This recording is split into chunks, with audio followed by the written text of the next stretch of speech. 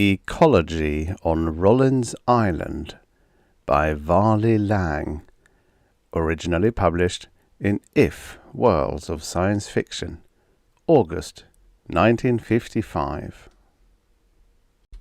Narrated by Tom Trusser. There's a library in a small town near Charles Neck on Murdoch Sound. It's so run down and useless that a lot of old books still hang around on the shelves, the big kind with stiff backs and all kinds of fancy little stars or small curly designs to show the end of one section and the beginning of another. Very quaint. After the WFI took over the sound in our remote area, I didn't have much to do in the daytime, so I used to walk down the road to town and get a handful of these stiff backs once in a while. From reading them, I got the notion I'm a one-man resistance movement, which is pitiful and foolish, and, I gather, always has been a seedy, run-down sort of thing, a backward state of mind and feelings. That's me, all right, backward. I tried to be forward, but it made me hard to live with, and since I live mostly with myself, I had to quit. Still, I knew I couldn't get away with backwardness, and that sooner or later the WFI would slap me down, squash this buzzing insect, and get on with its work again as usual. Sure enough, one bleak November morning, when I was half through a couple of eggs and a cup of coffee, I heard the throb of a motor. I walked down to the end of my wharf and looked skyward. I was pretty sure they wouldn't come by land, because most of the secondary roads were in bad shape, and they wouldn't travel by water, because that took too much gas and time. In fact, the WFI never wasted anything. They couldn't afford to. Everything went for food, its growth, collection, and processing. The big freighters, some of them, had atomic piles, but that power was impossibly clumsy and expensive for smaller boats. So they came by air in the usual inspection helicopter. The pilot dropped her in the cove right alongside the wharf and made fast. 3 men stepped onto the planks. They had the wheat sheaf insignia of the WFI on their overcoat arms and caps, and they looked cold and bored. A small sea sucked at the pilings, and the helicopter rose and fell, grating against the wharf. I looked at the pilot and said, "Better put your chafing gear out if you intend staying a while." We all watched while the pilot put a few capocs at the tight spots. Then he looked at a notebook and said, "You George Arthur Henry?" I said, "Call me George."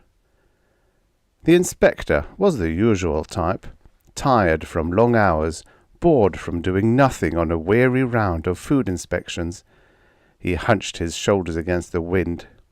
I said, "It's warmer inside." They followed me into the kitchen of the house. All 3 of them started to sit down, then stopped, and walked over to the table in perfect step. They looked at the cold remains of my breakfast eggs. The WFI inspector shoved his hat up and said, "Eggs." The others nodded, wordless with wonder. Then the inspector said, "Chickens?" "Where," I said, "do you think I got the eggs?" The little man alongside the inspector came to life. In 3 dexterous movements he had glasses on, a notebook in his hand, and stylus poised. "What do you feed them?" he inquired eagerly. "Seeds," I said. "Insects, chopped up garter snakes, mussels, ground up oyster shells. You boys have all the grain." There was an excited light in the little man's eyes. He hurried out to a broken-down shed to examine the chickens. That left 2 of them. The inspector continued to gaze at the remains on the plate in a dreamy way. The other man straightened his big shoulders, looked at me, and said, jerking his thumb toward the shed, "Mr. Carter's an ecologist. He just came along for the trip. He's on his way to the government experimental farm over at Murdoch. I'm a government sociologist. I was sent here to have a talk with you. My name is Ranson." "Sure, sit down. I guess I'm licked, but there's no use making a rumpus about it." I turned to the inspector, whose eyes were still caught in the egg plate. I said, "Ever taste them?" "Once," he said in a far-away voice. I went to the cupboard and came back with a paper bag full of eggs and put it in his hands. He held them as if someone had just given him the wheat sheaf badge of merit. "I won't be needing these after our little talk, I expect. Take them home to the kiddies." He smiled, looked at the sociologist, who grinned back and nodded. The inspector walked very carefully out of the back door and down to the wharf to stow his eggs in the helicopter. Ranson shifted in his chair. He said, "That was very nice of you, Mr. Henry." "George," I said. "Against the law, of course." There was a smile around his eyes. "Are you against the law, George?" "Yes. No use bluffing. You know the story. All the waters and everything in them are WFI. All the land and everything on it. I don't like packaged food. I like real food. I don't like my oysters, crabs, clams, fish, minced up and blended with chickweeds, cereals, yeast, algae, plankton, and flavoured to taste a little like steak. And plenty of others feel the same. I have a market." "An illegal market?" "Yes," I said. "By God, if you had told my father, before I was born, that the oysters he tonged could not be eaten as oysters, he'd have laughed in your face. And if you had told him he wouldn't even be allowed to tong them, he'd have cussed you good and proper." "People have to be fed. The only way we can do it is to combine the total food resources of the world, process and package them, and do it as efficiently as possible. That means absolute control of all food sources and their harvesting. You could work for WFI, George. It would be important work." "I know. It's so important nothing else gets done. Have you seen the roads around here? Half the bridges are down across Charles Neck and Walter Hook. You can't get gas. You can't get telephones. And if you happen to have one, it doesn't work half the time. And the buses don't run anymore. And—" Ranson held up his hand. "It's an emergency, George. You have to realize that. It's been building up for a long time, long before your father worked the oyster beds in Murdoch Sound." "That's another thing," I said. "Before you fellows closed the Sound, I was independent. I had my own boat and I made my own way. Now you put your WFI scoops in the Sound and the whole job is done in a month or two. And who are the watermen? A couple of clerks to every scoop who turn a valve every once in a while and draw their packaged food, clothing and entertainment once a week. Do you call that a job? Why, those food clerks couldn't even lift a pair of 30-foot rakes, let alone tong with them." "We get more oysters, George, and in less time, and we do it scientifically." Ranson tapped his notebook with a stylus, and he looked out of the kitchen window. He was giving me time to cool off. He'd been kind and patient when he didn't have to be either. With his job, he had no time to sit and reason with a one-man resistance movement.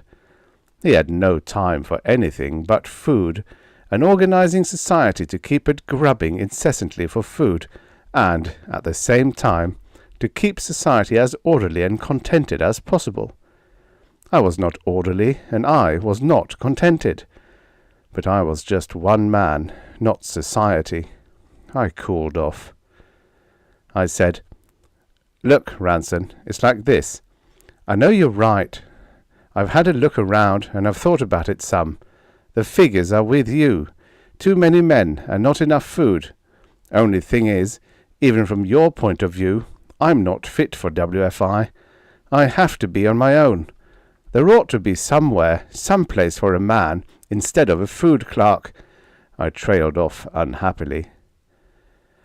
"I'm afraid you have no alternative, George. You are a criminal in the eyes of the WFI. Either you will work for WFI, or you will be punished. He paused. I won't work for them. Carter, the ecologist, burst in at the door, slammed his gloves down in the middle of the kitchen table. Ranson, you never saw anything like it. 50 in the flock, 2 roosters, all in fine shape. Lice, of course, some bone malformation in the legs, but healthy. He began to ask me dozens of questions, but Ranson interrupted. I need your help, Carter, and time's wasting. Among other depredations, George Henry here has been robbing government oyster beds, trapping government crabs, netting government fish, presumably at night. I needn't add that he has a ready and lucrative market. In effect, he refuses to cease his depredations, he refuses to join the WFI, and he is generally uncooperative. Carter said, uncooperative, in an absent way. He dragged his mind away from a flock of 50 fowl living in a most unusual ecology, narrowed his eyes, and asked a shrewd question. How did he get there? What? To the beds. Ranson said, Where did you get the gas, George?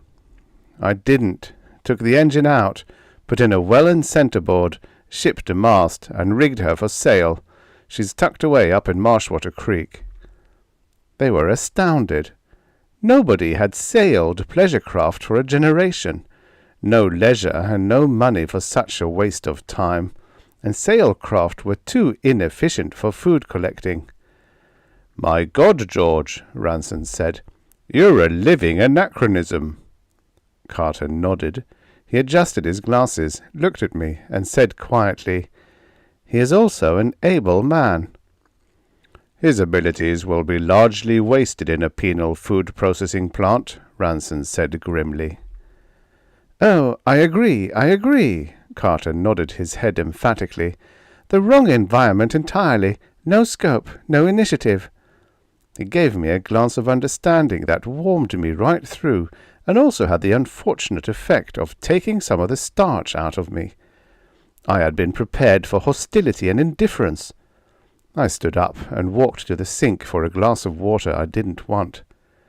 Now, Carter said, talking to Ranson, you take the way he walks. Notice how he swings his arms, with his hands a little forward, as if ready to grip, and the tilt of his head, alert, watchful. You don't see that often.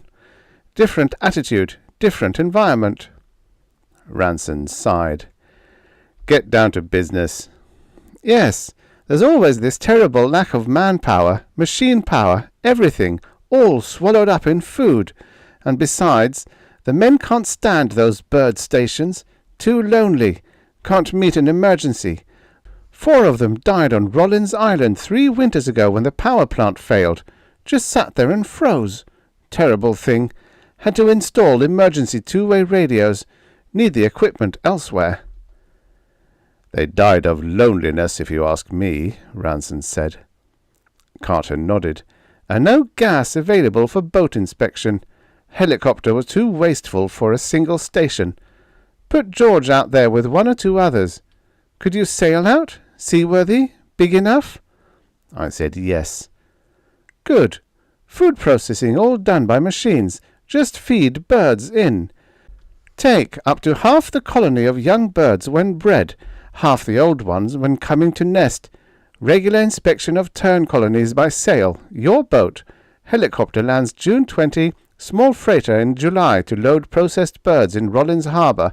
Just the thing. He took off his glasses to show that the problem had been solved. Look, Ranson said, I don't have anything against George personally. I want him to be useful and contented. If he can't be contented, then at least I want him to be useful, instead of wasteful. Robbing government food resources is a grave offence, but even that doesn't justify putting him down in the middle of a pile of excrement where no ordinary man can breathe for more than a few minutes without stifling. Healthy, Carter said. Healthy! It does stink. That's one reason we have such trouble keeping the stations manned. Boys, I said, what is this pile of dung I'm supposed to sit on? And what birds? And why? Carter explained. In the desperate search for food, the seabirds were now being subjected to an annual harvest. From various nesting places along all the ocean coasts in the world, birds were harvested, to say nothing of their eggs, in large numbers. It was simply a matter of catching and killing the birds, gathering their eggs, and feeding the processing hoppers with same. These foods were later shipped to food processing plants to be added to other harvests and packaged for consumption. In some cases, more specialized processing was necessary, as with the fulmars on Rollins Island. The fulmars were much prized because their alimentary system contained an especially stinking oil rich in fat and vitamin A. In their case, no eggs were collected, since they bred only once in a season, and the birds were separately processed to retrieve the oil. Literally millions of seabirds and their eggs were cropped yearly from nesting sites on the east coast of North America alone. It was a regular and assured source of food on an enormous scale the world over. The thousands of tons of excrement were also gathered every 5 years to be used in food processing and in agriculture. It was the policy of the WFI to waste nothing and to use everything. The cropping of the young birds took place in the spring and early summer, depending on the species. The adult birds were trapped by various devices when they returned to their nests. Overcropping was carefully avoided to ensure a steady annual production. If it's the island or a penal food plant, I'll take the island. I'm a waterman, not a bird collector. At least I'll get a chance to use the boat once in a while. Both the WFI men looked relieved. Then Ranson put a question. Do you know of anyone else around here who might be fitted for such work? I'm not asking you to inform. I know there's been a good deal of discontent in this sound region, which is one reason why I'm here. The island may be a solution for other misfits as well. I thought it over. The Jackson boys aren't very happy. They were the best men with drift nets this sound has ever seen. Now they sit on stools all day long and watch a row of bottles pass in front of lights. Once in a while they lift a bottle out of the line and put it aside. They get very drunk every night on some stuff they make out of berries and dandelions from the marsh. Ranson sighed. Carter again passed a warming look of complete understanding, and nodded encouragement. Then there's Pete Younger. He was a trapper before WFI closed the muskrat areas. He turns a valve several hundred times a day in the small fish processor. He oils his traps and talks to himself. He may be too far gone. I think he is. Anyone else? Others. But the WFI has a bite on them for good, I guess. They were men once. Are the Jackson men married? I smiled. No, we're dying out. Carter chuckled. It was a 25-mile sail to Rollins Island. The Jackson boys and I loaded the boat with clothing mostly. Food was stored on the island. I took along 4 pairs of oyster rakes. I didn't have the heart to leave them behind. And Bill and Joy took a huge ball of linen twine, ropes, corks, rings, all the makings for a drift net. Unexpectedly, Carter showed up at the last minute by helicopter to see us off. He jumped up on the wharf, smiling. About those chickens, he said. They're condemned stock, of course. Better take them along, and keep an eye on them. Want to know how they make out in a new environment. Then he took me aside and handed me a small book. Lots of information in this, written by a small animal ecologist. Read it. Read it carefully. Think about it. Read it again, and think some more. Got that? I said, Sure, I'll read it. I had the notion he was trying to get something over without actually coming out with it flat, so I listened carefully.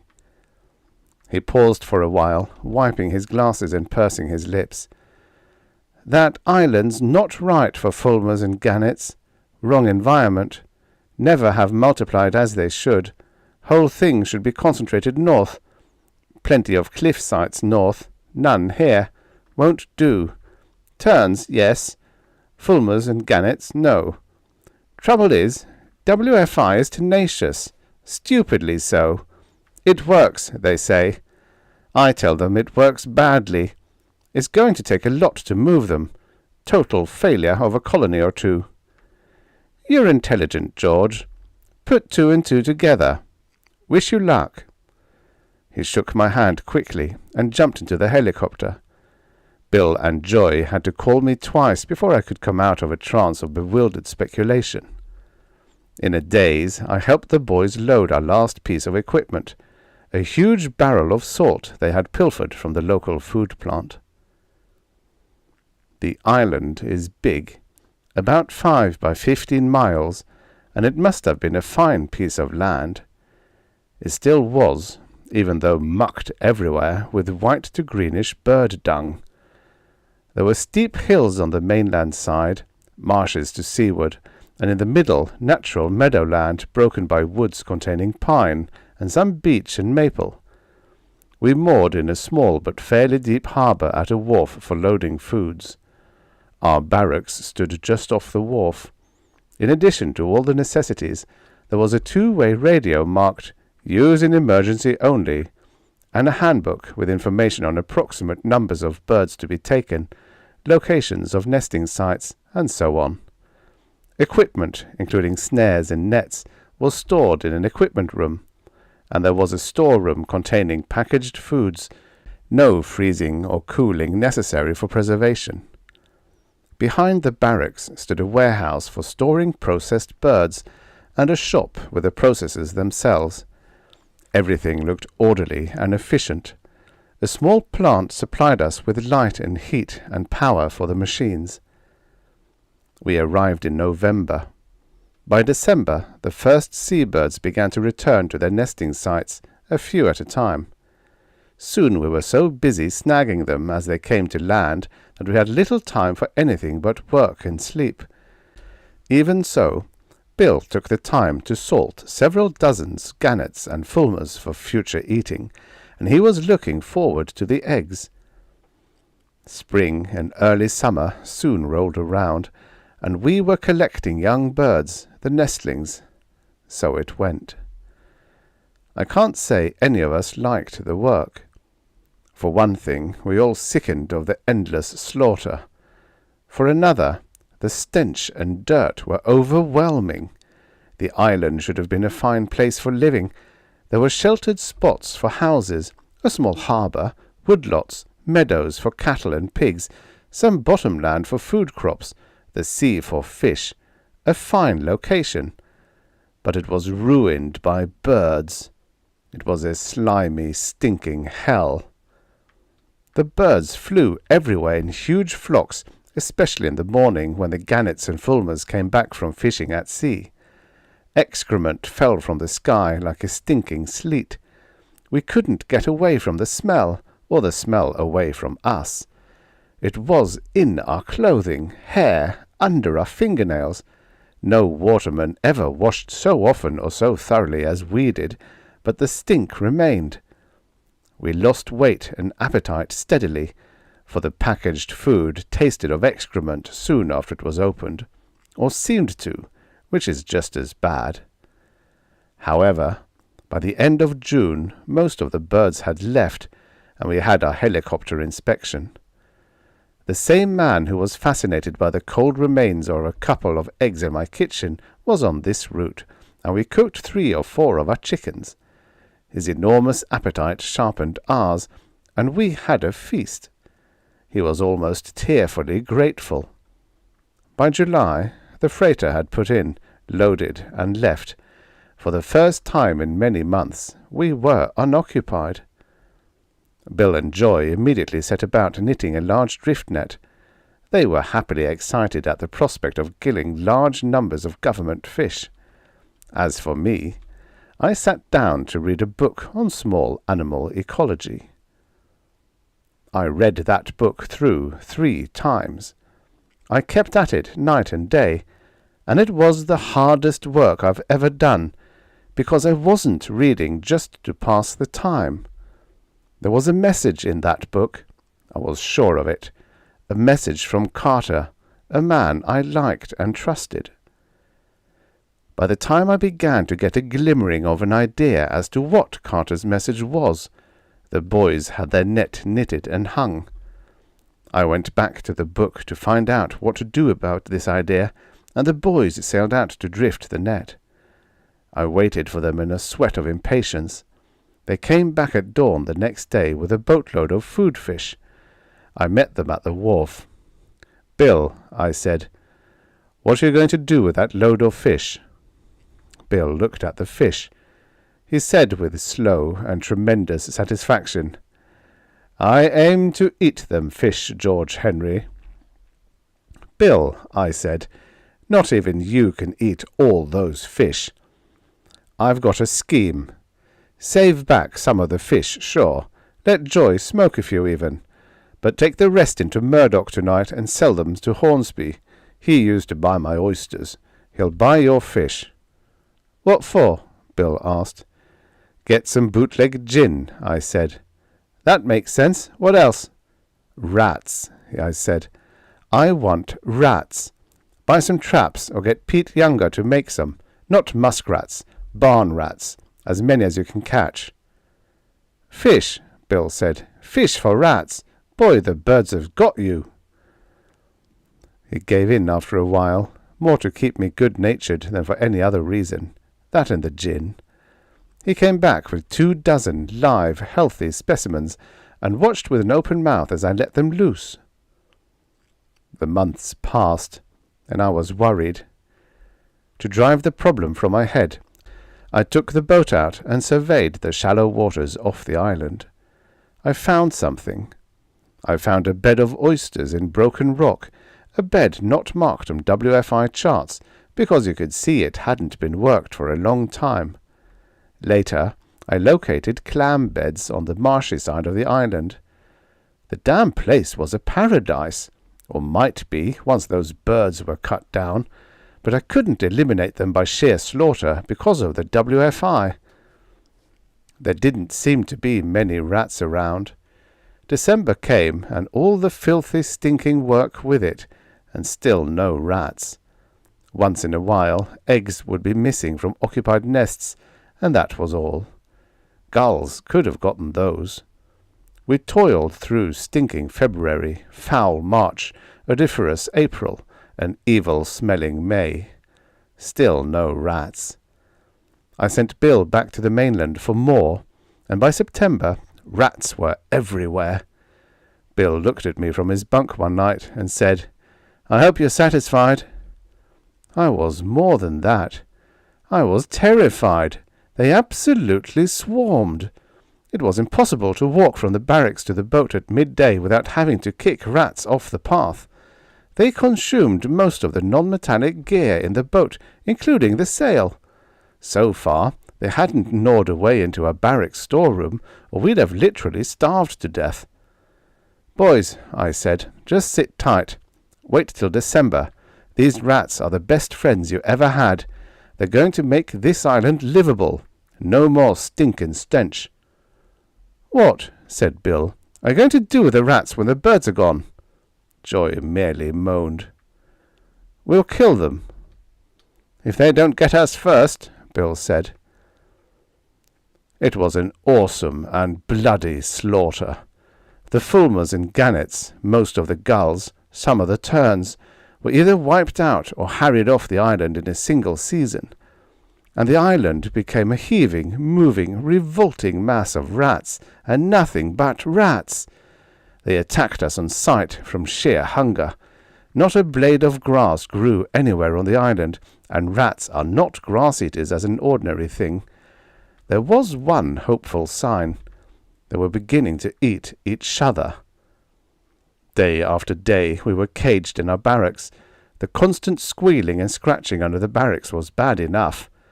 What made us desperate was the fact that they had gnawed away into the storeroom, and most of the packaged food was gone. We still had some smoked fish hung from the rafters, and a few salted fulmars in the barrel, but that was all. It was then that we remembered the two-way radio marked "Use in emergency only." Bill said, after weighing all the evidence coolly and carefully, that this here, in his opinion, was an emergency. I got WFI mainland and finally persuaded them to put me in touch with Carter, Bird Station's ecologist. I told him we were having a little trouble with the genus Rattus, and would he, for God's sake, do something about it? Quick! I can still hear him laughing. It was a while before he could speak at all. "Keep them at bay, General. I'll be over early tomorrow morning." I don't believe any men have ever been so happy to see Carter as we were. "They'll balance," he said. "Starvation will do its work. I brought along a couple of pairs of barn owls. They'll help a lot. I see you read that ecology book. Good job. Station virtually wiped out. I'm sending supplies over in a week's time. Anybody wants to know, you're supposed to be helping extend and restore the tern and gull colonies. Wouldn't be a bad idea to try a few other animal experiments. Milder, though. Smaller scale. Send canvas for a sale, too." It was gone before we could answer. The small freighter put in July 15th. She had no cargo of processed birds to take back, of course. The captain detailed a few men to unload our supplies, and we helped them eagerly. There were 6 calves and heifers, 2 cows and a bull, 5 pigs, 1 boar and 2 sows, several dozen hens and a rooster. Best of all, there was a big case containing seeds, corn, barley, oats, seed potatoes, melons, beets, kale, dozens of others, a plough and 2 draft horses, mare and stallion, several pounds of rat poison, a hand forge and several tons of coke, iron, 100 pounds of linen twined for nets, as well as ropes of all sizes, canvas, tools of all kind, a big medical kit. In a year's time we had prospered. No richer land, due to the bird droppings, was ever farmed, and the sandier areas could be depended upon for melons and other crops demanding a lighter, drier, and not so rich soil. Not only that, but we were 5 now instead of 3. The Jackson boys had lured a couple of husky girls to the island in the boat. The boys claimed the women fell in love with them. I think they fell in love with the island. This fast work on the part of the Jacksons seemed a little rash to me. I was still not at all sure we'd be allowed to remain and enjoy the work we had done. Several times I was tempted to use the radio again, but decided to wait. I'm glad now I did. In August, a little more than a year after his first visit, Carter set his helicopter down at the wharf again. After lunch in the barracks of baked fish, fresh milk, potatoes, salad, and melons, he pushed back his chair and said, "I suppose you've been wondering." "We'd like to know," I said. He nodded. "The mainland's going to pieces. So is the whole world. It isn't just food. We can still produce that. Remember what you said about the bad roads, bad telephones? You put your finger on it. So much manpower, machinery, energy, material is used up in getting food and processing it and distributing it. There isn't enough for other things. 1/10 of the world's population and 1/4 of its total power resources go into processing plankton alone. We are literally eating ourselves to death. Utilities and services are breaking down rapidly. No new dwellings of any kind have been built for 10 years or more. Oil is short. Cement, iron, steel, coal, plastics, wiring, radios, telephones, everything is in short supply and getting shorter. Transport is staggering to a halt." He paused, took off his glasses, and twirled them by one side piece. "Many of us saw it coming. A few decided to do something. We thought there should be undisturbed nuclei, a few able people with ample food supplies. You are one such center. There are others at various bird stations along the coast. You'll be joined shortly by a few more people, young men and women, among them a trained nurse, a doctor, a skilled carpenter, so on. Bill cleared his throat. What you said?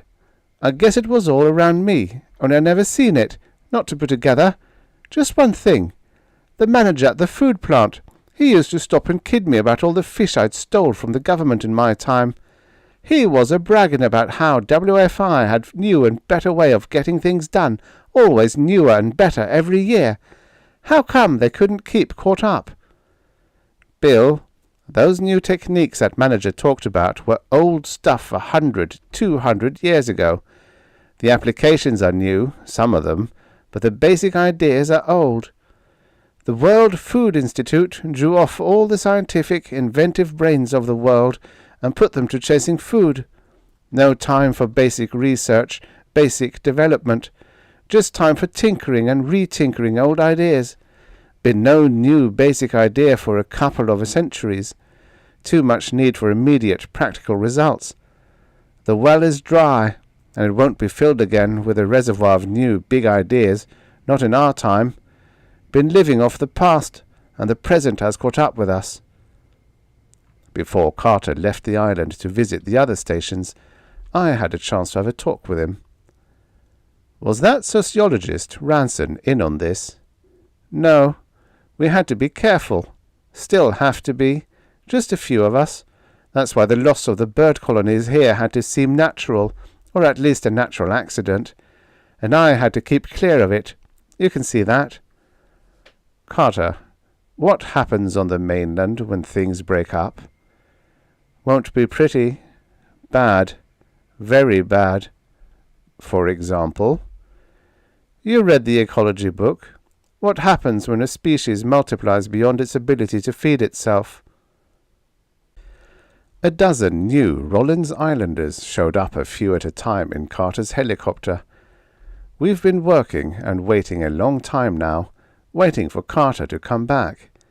For over a year now, our boat has made no crossing to the mainland.